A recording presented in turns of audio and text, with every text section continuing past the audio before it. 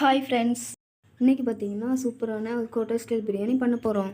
First biryani சட்டியில் எண்ணெயை ஊற்றிட்டு எண்ணெய் காஞ்சதுக்கப்புறம் ரம்பாயில் போடணும். ரம்பாயில் போட்டோன்னா கொஞ்சம் வெங்காயம், கொஞ்சம் தக்காளி, அதுக்கப்புறம் 4-5 பச்சை மிளகாய் சேர்க்கணும். நல்லா வதக்கிட்டு அதுக்கப்புறம் பட்டை சட்டை சேர்த்துட்டு அதுக்கப்புறம் இஞ்சி பூண்டு பேஸ்ட்டு, இஞ்சி பூண்டு வாட அது வரைக்கும் நல்லா வதக்கிட்டு கொஞ்சமாக லெமன் சேர்த்துட்டு அதுக்கப்புறம் கொஞ்சம் தயிர் சேர்க்கணும். அப்படியே ஒரு கிண்டிட்டு கழுவி வச்சு சிக்கனை சேர்க்கணும். அதுக்கப்புறம் கொஞ்சம் உப்பு போடணும்.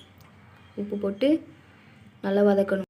அப்படியே கொஞ்சம் மசாலா சேர்த்துலாம், மட்டன் மசாலா, அப்புறம் சிக்கன் மசாலா, அதுக்கப்புறம் பிரியாணி மசாலா சேர்க்கணும். அப்படியே சேர்த்துட்டு நல்லா கிண்டிட்டு 2 கப்பு வாட்டர் ஆட் பண்ணிவிட்டு அதுக்கப்புறம் நல்லா கிளறிட்டு ஏற்கனவே ஊற வச்ச சீரக சம்பா அரிசி எடுத்து அதில் சேர்த்துட்டு அதுக்கப்புறம் நல்லா கொதிக்க விடணும். கொதிக்க வச்சதுக்கப்புறம் நெய் சேர்க்கணும். நெய் சேர்த்துட்டு அப்புறம் புதினா கொத்தமல்லியை கொஞ்சம் தூவி விட்டுட்டு அப்புறம் ஒரு இலையை மூடி வச்சு தம் கட்டிடலாம். இப்போ நம்ம ஹோட்டல் ஸ்டைல் பிரியாணி